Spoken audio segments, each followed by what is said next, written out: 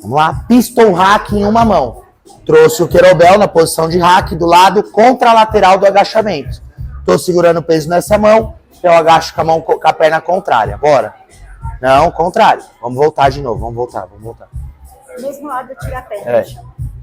Pistol com hack em uma mão. Trouxe o kettlebell na posição de hack ou um dumbbell.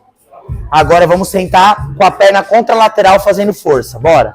Empurra minha mão. Isso. Vamos. Empurra. Boa.